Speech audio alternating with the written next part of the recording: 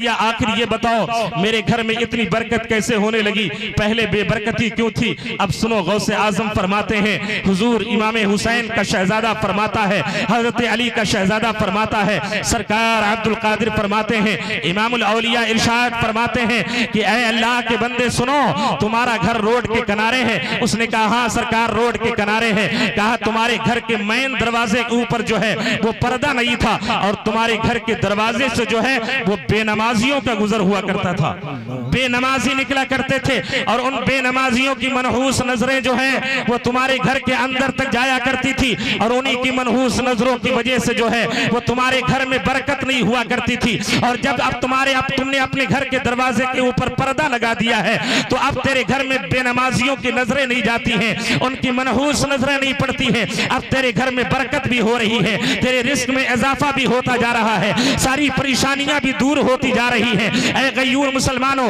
यहीं से हमें पैगाम ये मिलता है कि गौसे आजम रज़ी अल्लाह ताला अन्हु को अल्लाह तबारक व तआला ने क्या मकाम अता फरमाया था, अल्लाह ताला ने क्या बसीरत अता फरमाई थी। सरकार गौसे आजम ने कोई तावीज नहीं दिया, फकत इतना फरमाया था कि घर के दरवाजे के ऊपर पर्दा लगा दो। आप लोग इतने बैठे हुए हैं, मैं आपसे पूछना ये चाहता हूं कि अगर घर का बच्चा नवाजी हो, और अगर घर के दरवाजे के ऊपर पर्दा न हो, अगर बेनमाजियों की नजरें अंदर तक पहुंच जाएं, तो रिस्क में बरकत न होने पाए, उसके घर में खैर बरकत न होने पाए, उसके कारोबार में तरक्की न होने पाए। मैं आपसे पूछना चाहता हूं, कितने ऐसे घर हैं कि जिसमें शराब की बोतलें भी तोड़ी जाती हैं, कितने ऐसे घर हैं कि जिसमें जुआबाजी के अड्डे भी लगते हैं, कितने ऐसे घर हैं जिसमें शराबखोरी के अड्डे भी लगते हैं, कितने ऐसे घर हैं कि जिसमें जो गीबतों की साजिशों की महफिलें रचाई जाती हैं। मैं आपसे पूछना ये चाहता हूं, तुम्हारे घरों में बरकतें जब होंगी जब तुम्हारे घर का बच्चा नमाजी होगा। आज तो तुम्हारे घरों के अंदर जो है वो बच्चा बेनमाजी है। याद रखो, जिस दिन तुम्हारे घर का हर एक फर्द रब की बारगाह में सजदा रेज़ हो जाएगा, अल्लाह दुनिया की दौलतों को उठा के तुम्हारे कदमों में डाल देगा। सुभान अल्लाह, नारे तकबीर, नारे रिसालत, मसलके आला हजरत जिसने गौसुल वरा, नारे तकबीर, नारे रिसालत। बहुत माशाअल्लाह। लिहाजा गयूर मुसलमानों, हमें ये चाहिए कि हम अपने घरों में अपने बच्चों को नमाज पढ़ने का तरीका बताएं, दरूद पाक पढ़ने का तरीका बताएं।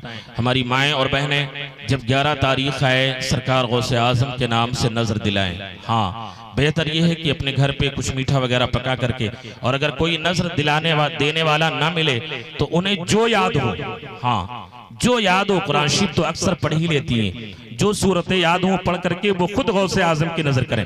एक साहब मुझसे पूछने लगे कि हजरत ये बताएं क्या औरतें भी गौसे आजम की नजर दे सकती हैं? मैंने कहा क्या हजरत फातिमा एक औरत ही तो थी? औरतें क्यों नहीं दे सकती हैं नजर? हाँ, वो खुद फातिहा कर सकती हैं। यहाँ तक कि बाज लोग ये कहते हैं कि फातिहा के लिए जो है, एक फातिहा की बात आई, एक बात याद आई, आप सुन लें।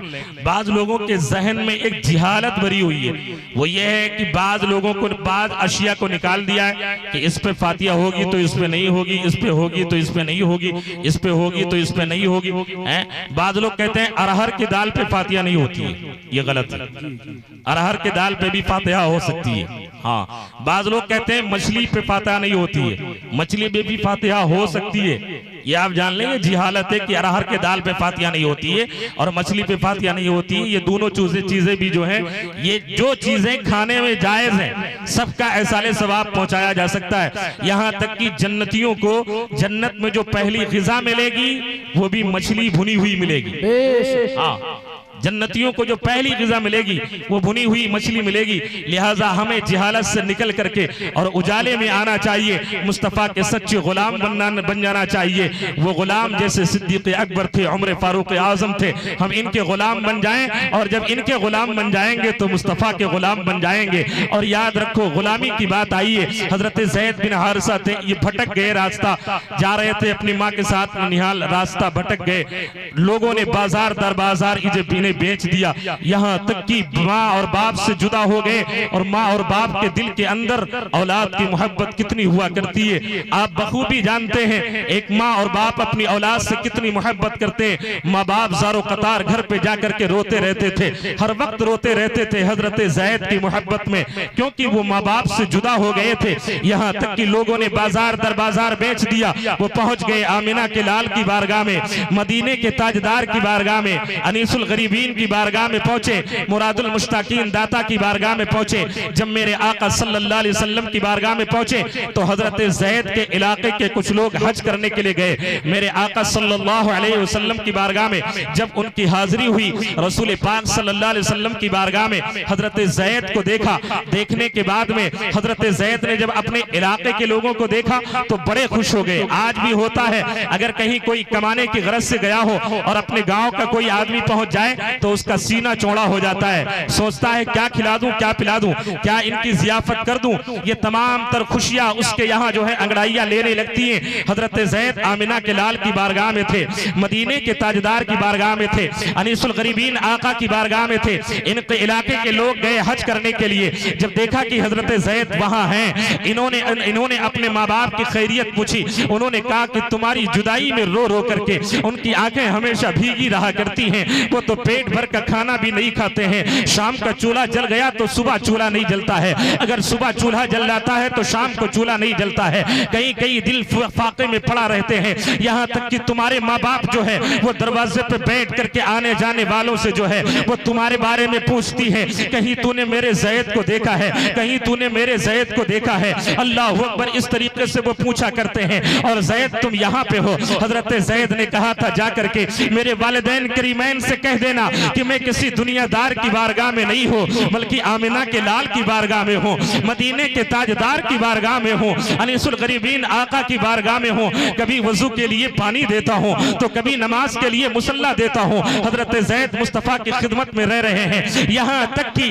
हजरत ज़ैद के इलाके के लोगों ने आकर के बताया जब उनके वालिदैन करीमैन से कि आपका बेटा मदीने में मुस्तफ़ा की बारगाह में है। हजरत ज़ैद के बाप हजरत हारिसा ने रख्ते सफर बांधा है, अपने भाई को लिया है और लेकर के चल दिए हैं मदीने की जानिब, मुस्तफ़ा जान रहमत की बारगाह तक पहुंचने के लिए। अब वो चल दिए हैं। रास्ते का सफर है, ट्रेन और जहाज का सफर नहीं था, बल्कि पैदल सफर था। रेतीली जमीन थी, कई 100 किलोमीटर पैदल चलना है। महीनों के बाद में जब जाकर के आमिना के लाल की बारगाह में पहुंचे हैं, मदीने के ताजदार की बारगाह में पहुंचे हैं, अनीसुल गरीबीन आका की बारगाह में पहुंचे हैं, मुरादुल मुश्ताकीन दाता की बारगाह में पहुंचे हैं। हजरत ज़ैद ने देखा कि हजरत ज़ैद के वालिद गिरामी हजरत हारिसा जो है वो मुस्तफ़ा की बारगाह में पहुंचे हैं। हजरत ज़ैद अंदर थे। इतने में एक ने जाकर के बताया है कि एक हारिसा नाम के आदमी आए हैं, फला इलाके से आए हैं। ज़ैद वो कहते हैं कि ज़ैद तुम्हारा बेटा है, क्या तुम्हारे बाप का नाम हकीकत में हारिसा ही है? हजरत ज़ैद ने कहा हाँ हाँ मेरे बाप का नाम हारिसा ही है। हजरत ज़ैद अंदर से बाहर निकल करके आते हैं। बाप के चेहरे पे नजर पड़ती है, बेटे ने बाप को देखा है, बेटे ने बाप को देखा है। अगर कई साल के बाद में बेटा अगर सऊदीया से आ जाए तो बाप की आंखें जो है वो खुशी के आंसुओं से कभी जो है वो रुकती नहीं है, खुशी के आंसू निकल आते हैं। माँ भी खुशी के आंसू रोने लगती है, बहनों के आंखों से भी खुशी के आंसू निकल आते हैं। बल्कि हजरत ज़ैद की नजर जो है जब बाप के चेहरे के ऊपर पड़ती है, हजरत हारिसा की नजर जो है हजरत ज़ैद के ऊपर पड़ती है, बाप बेटे की नजरें पड़ जाकर आपस में मिलती हैं। कई साल हो गए थे मुलाकात नहीं हुई थी, आज बाप ने बेटे को देखा है, बेटे ने बाप को देखा है, दौड़ करके सीने से लग गए हैं। बेटा बाप की पेशानी को बोसा दे रहा है,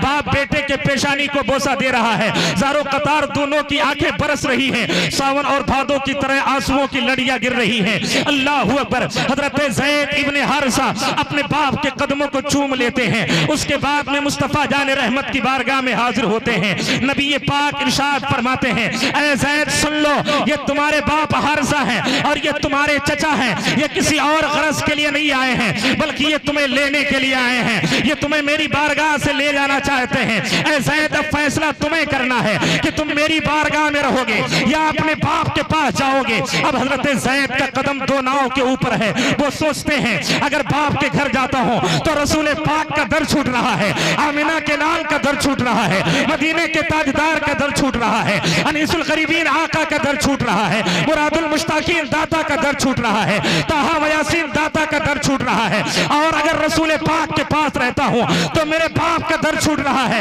आखिर जाऊं तो कहां जाऊं? आखिर ज़ैद के दिल ने फैसला किया, ऐ ज़ैद अगर बाप का दर छूटे तो छूट जाए, आमिना का लाल ना छूटने पाए, मदीने के ताजदार ना छूटने पाए, अनीसुल गरीबीन ना छूटने पाए। और हजरत ज़ैद ने अर्ज किया, या रसूल अल्लाह, मैं आपका दर छोड़ करके नहीं जाने वाला।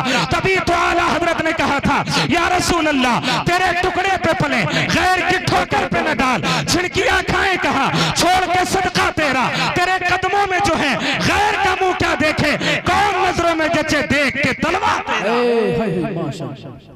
ए गयूर मुसलमानों, ये भी एक गुलाम थे मुस्तफा के, और आज हम भी अपने आप को मुस्तफा के गुलाम कह रहे हैं, लेकिन मसाजिद तक जाना नहीं हो रहा है। बेशक। हाँ, मस्जिदों तक नहीं पहुंच रहे हैं, पक्के मुसलमान हैं। हाँ, नमाज हफ्ते में एक दिन पढ़ते हैं जुमे की, वो भी सिर्फ 2 रकात, और पक्के मुसलमान हैं। हाँ, गोश्त खाने वाले पक्के मुसलमान हैं। हाँ हाँ, तो ऐसा मुसलमान मत बनो, हमेशा के लिए रहना नहीं। इस दारे पानी में कुछ अच्छे काम कर जा, 4 दिन की जिंदगानी में इस्लाम की जो शान है वो शान न छोड़ो। दुनिया के लिए भाइयों ईमान न छोड़ो।